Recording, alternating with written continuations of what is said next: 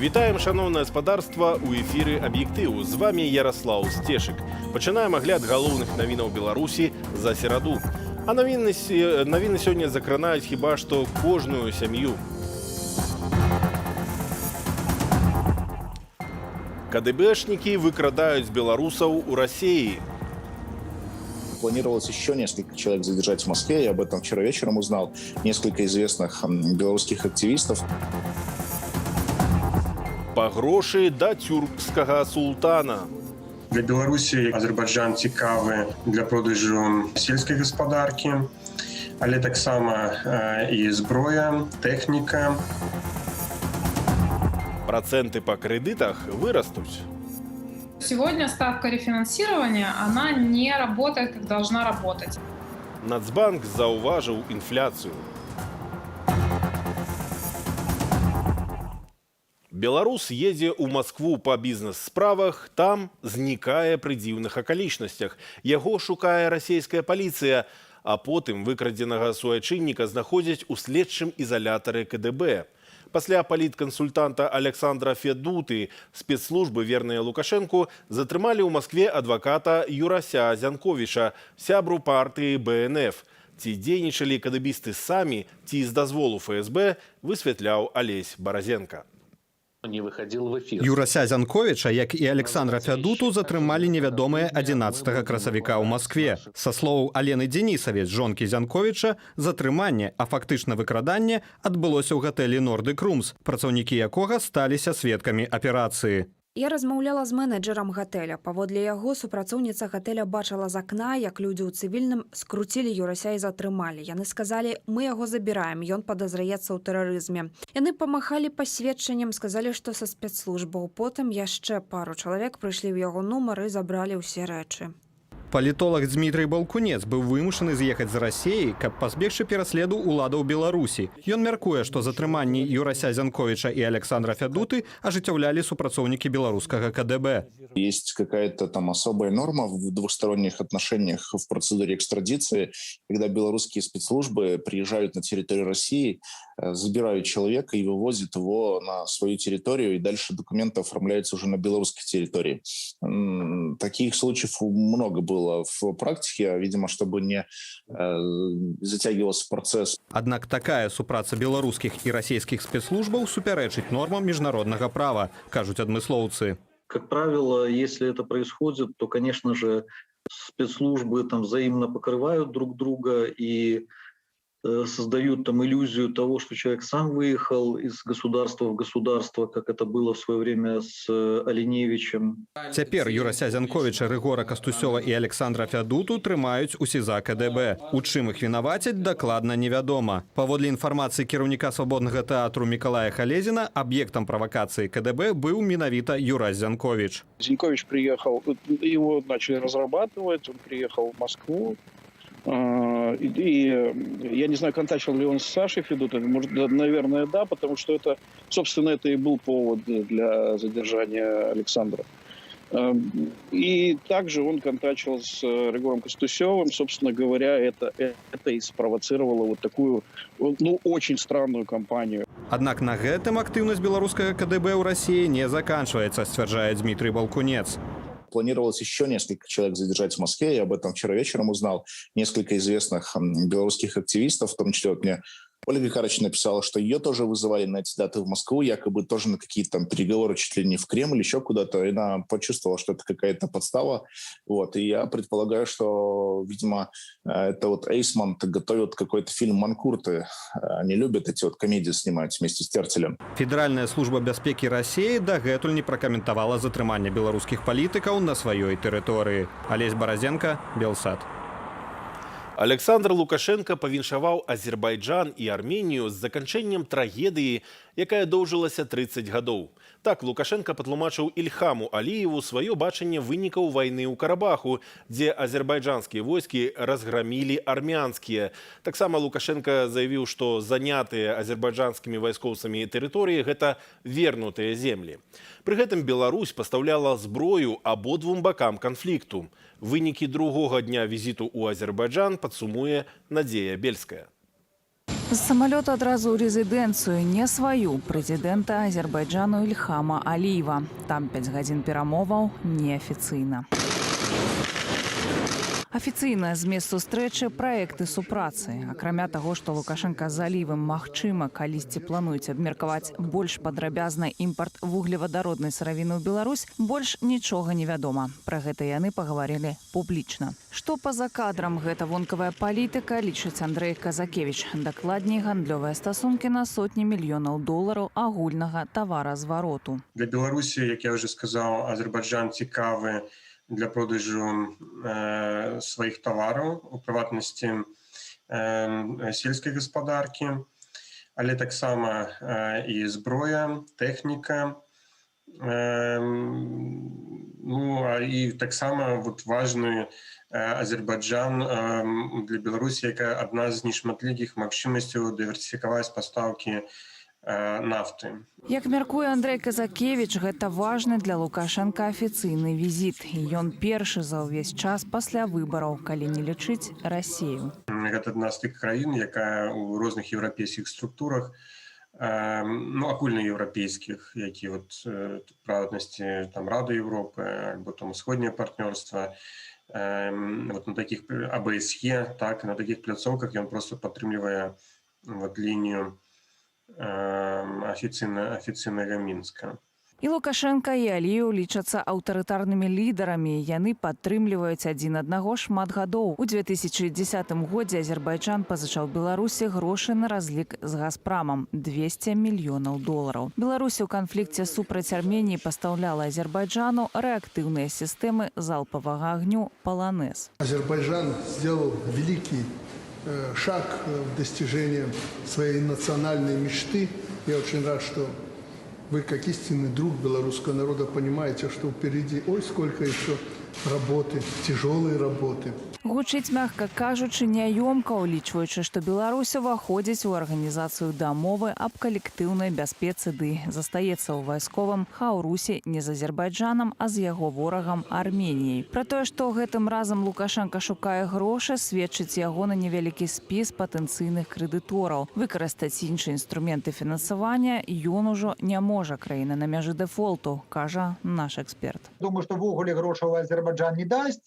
Может быть, нейкія схемы по пастаўцы нафты, але зноў памятаем, у 2010 годзе Беларусь пераплатила амаль $1 мільярд за тую нафту, якая могла бы купляць з Расіі. Вось такая была цена сваркі з Крамлём. Цяпер палітыка Лукашенка такая, хто колькі дасць, мяркуе Ярослаў Граманчук. Эксперт адзначае, што хутка афіцыйны Менск можа падрыхтаваць асобна для краінаў-партнёраў накшталт Расіі, Кітаю ці Індыі пакеты акцыяў беларускіх прадпрыемстваў.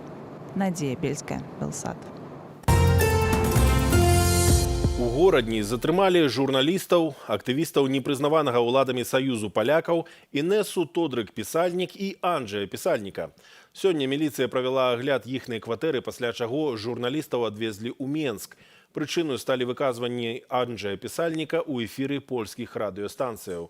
Пракуратура палічыла, што каментары накіраваныя на распальванне міжнацыянальнай варожасці, ды вынесла актывісту афіцыйнае папярэджанне.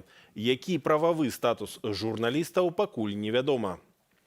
Паводле інфармацыі Генпракуратуры, Пісальнік заявіў, што беларускія медыі распачалі антыпольскую прапаганду, каб, цытата, стварыць вобраз палякаў як людзей другой катэгорыі.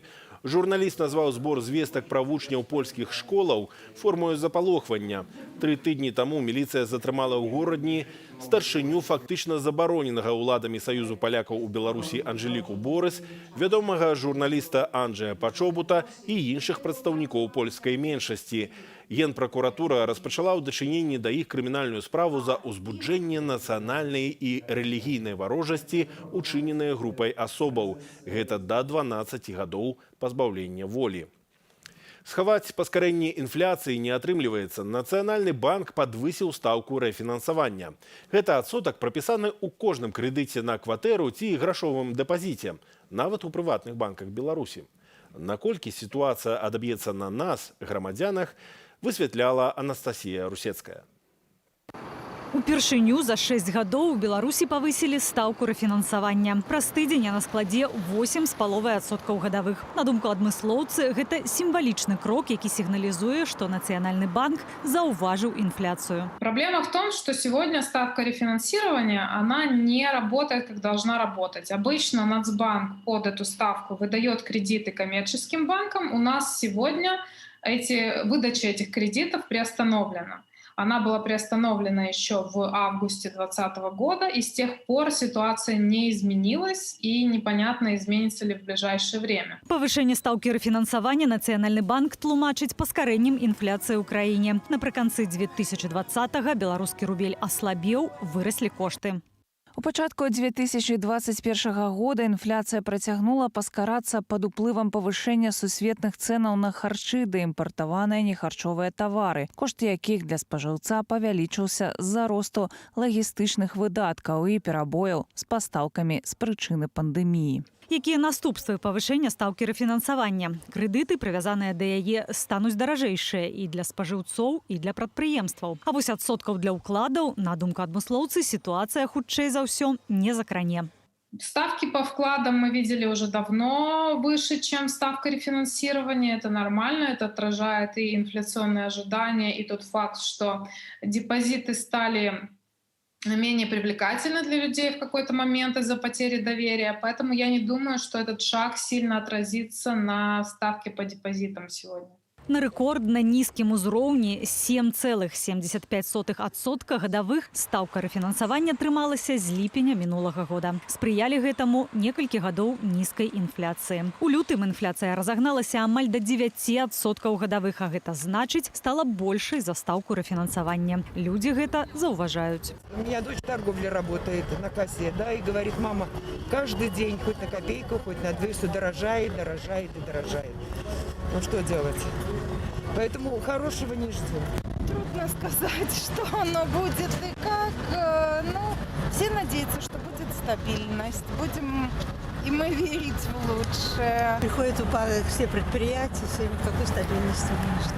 Будет кризис в любом случае, мне так кажется, потому что в нашей стране все только вниз идет. Надеемся на лучшее, готовимся к худшему. На думку эканамістаў, пагроза таго, што да канца года краіну накрые крызіс, ёсць, але невялікая. Нягледзячы на велізарную закрэдытаванасць дзяржпрадпрыемстваў, Міністэрства фінансаў і Нацбанк змогуць утрымаць сітуацыю пад кантролем. Аднак эканамічнага росту, у адрозненне ад краінаў, якія будуць бурліва аднаўляцца пасля крызісу, звязанага з ковідам, у Беларусі чакаць не варта.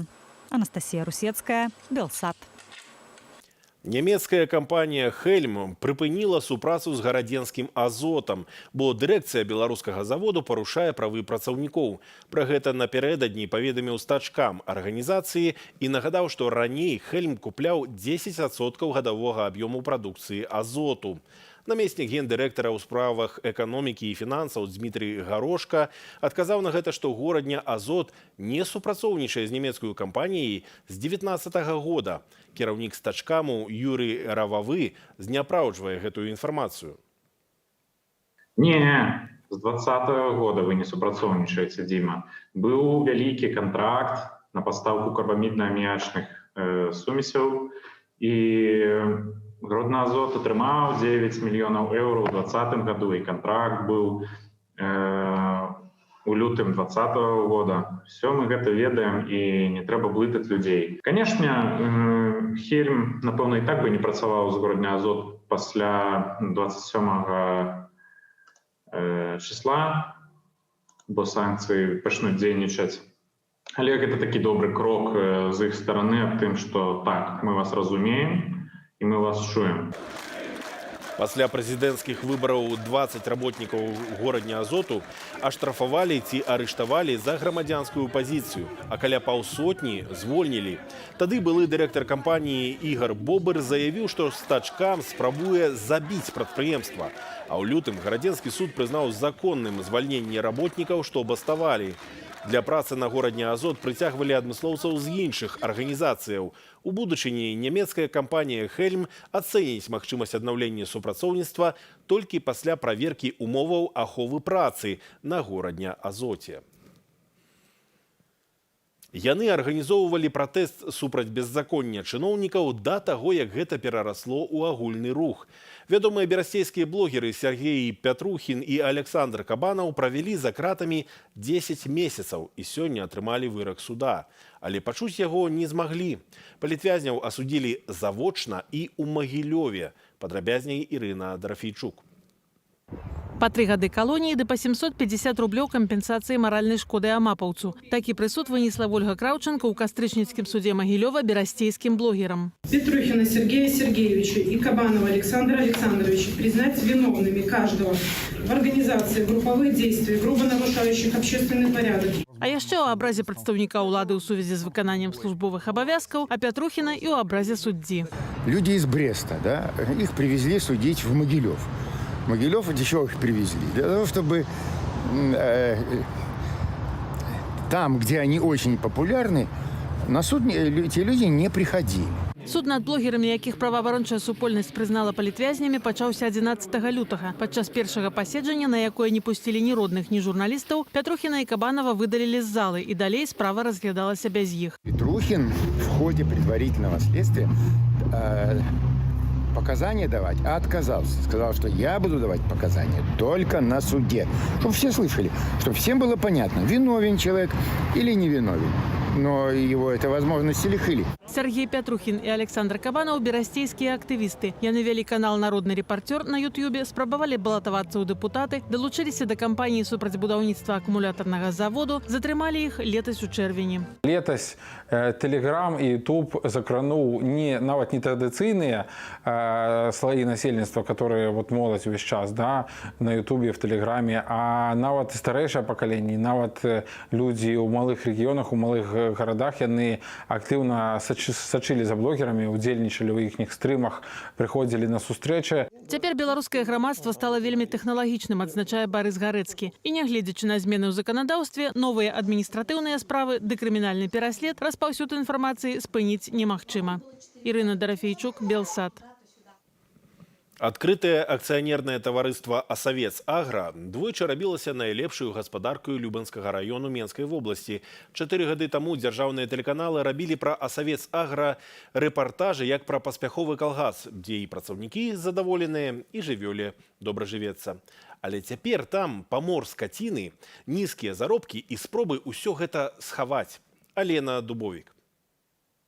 Жорсткія кадры загінулых целятаў нам у рэдакцыю даслалі працаўнікі фермы ў Асаўцы. Паводле неафіцыйнай інфармацыі ад адной з працаўніц, за апошнія 3 месяцы ў гаспадарцы памерлі каля 50 целятаў і не менш за 2 десяткі кароў. Інфармацыю пра падзеж пацвярджае і жывёлавод.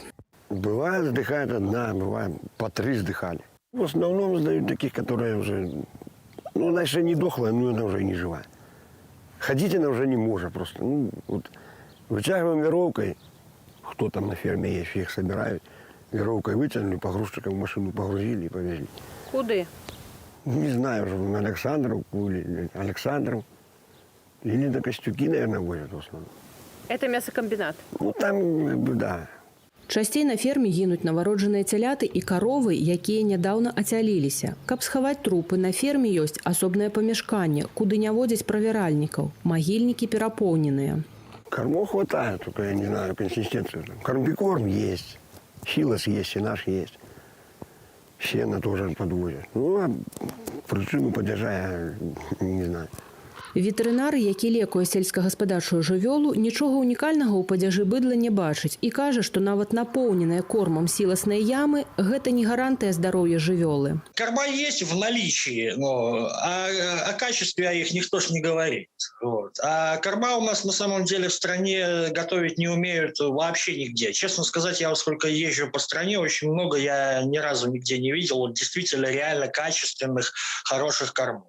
Пачаўся паморак жывёлы, і ў працаўнікоў пачаліся складанасці з заробкамі. Паводле Александра Вечара, 3 апошнія месяцы яго пазбаўлялі амаль паловы заробку пад рознымі падставамі. Мужчына лічыць, што так кампенсуюць эканамічныя праблемы на ферме і хаваюць падзеж.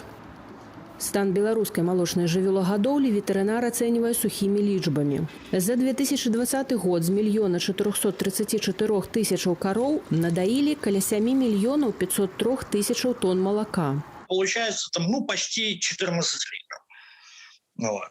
В день каждая корова дала молока в среднем. Вот. Рентабельность производства молока начинается, то есть чтобы работать в ноль, надо доить хотя бы 15. Параўнайма лічбы надояў. Так, у аршанскай гаспадарцы Ларынаўка, якая славіцца высокімі вынікамі, паводле нашых разлікаў, кожная карова за дзень дае каля 30 літраў малака. У суседняй Літве, якая адстае ў паказніках ад усёй Еўропы, сярэднестатыстычная карова дае каля 25 літраў малака. Атрымліваецца, што беларускія каровы не толькі гінуць, але і дрэнна дояцца. Пасля звароту да журналістаў Александру Вечару патэлефанавала загадчыца фермы.